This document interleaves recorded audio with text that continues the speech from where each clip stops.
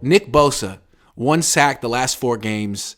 It's the first time this has ever happened to him. He's been so consistent. He's going to be the defensive player of the year. After the game, I want to ask him about it because he is so honest, refreshingly honest. He's like Ahmad Brooks. He is the new Ahmad Brooks. And if you want to know what really happened, you go to, you know what I'm talking about, right? He's that guy. He's the guy who tells it like it is. So I wanted to ask Nick Bosa, and I noticed he was taking a really long time to come out to the post-game press conference room. He usually comes out in a timely fashion. He was by far the last. We had to wait a long time.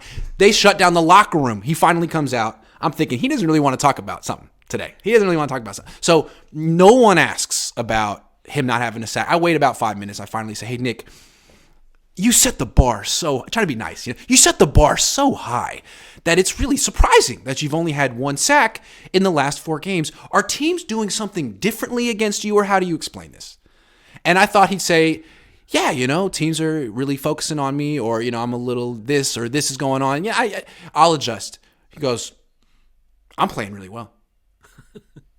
I'm playing really well. Sacks come in bunches, but the pressures are there. I'm playing really, he acted like he was completely shocked that anyone would even suggest that his play had taken the slightest dip, even though he hasn't really been lighting up the stat sheet recently. And I thought that was surprising. What did you think of his answer?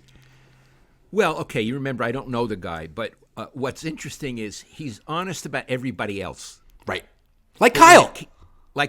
But exactly. But when it came to being reflecting on himself, it doesn't sound like he was very honest. It didn't sound like he could go there, right? Right. I'm not saying hey, Nick. I wasn't being like, hey, Nick, you suck these days. Yeah, what's up with that? I'm like, no, you're not quite yourself. And he's like, no, I'm every bit of what I've always ever been. Yeah. Oh, okay. Hey, all right.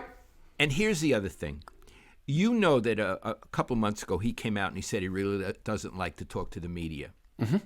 Well, now we know why. Because when you only have 1 sack in 4 games, some jerk, i.e. you, is going to ask about it, and it makes him uncomfortable.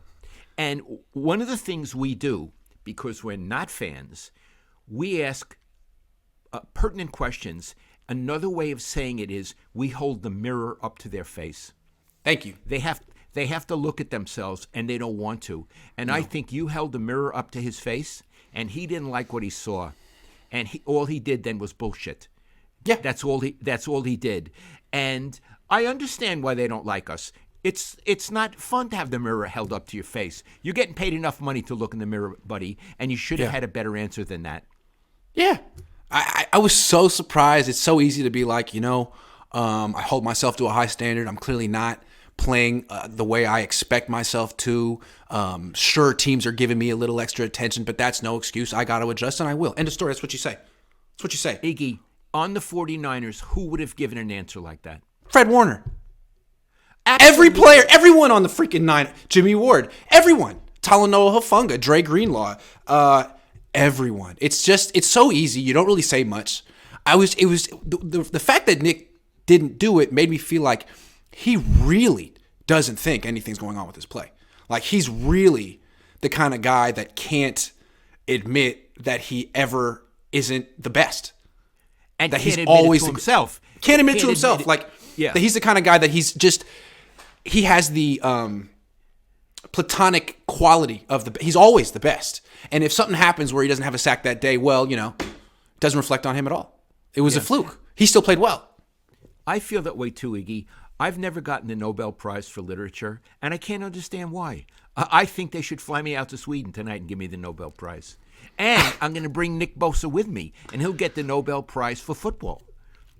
I just think it was funny. He said, sacks are overrated. Sacks come sacks are fluky. Like, dude, with 2 weeks left in the season, you were saying that it was your goal to set the single season franchise record in the NFL. And then when you didn't do that, you said your goal was to set the single season franchise record for sacks for the NFL, for the Niners. And then when you didn't do that, you said that sacks are overrated. That's hilarious to me. Well, so again, Iggy, you don't know these people. And sometimes they don't know themselves. Yeah. Yeah. I was thinking with Bosa, like, wow, he's so shockingly down to earth for a superstar. You know, like, where's the ego? He just calls it like it is. Oh, boop, there's the ego. I found it. It's right here. It's right here, everyone. And it's like, okay, Kyle's the same way. A lot of players, and like, it's like the most famous guys on the team. Sometimes they keep it real until it's time to actually keep it real, and then it's like, no, I'm not going there. That's right.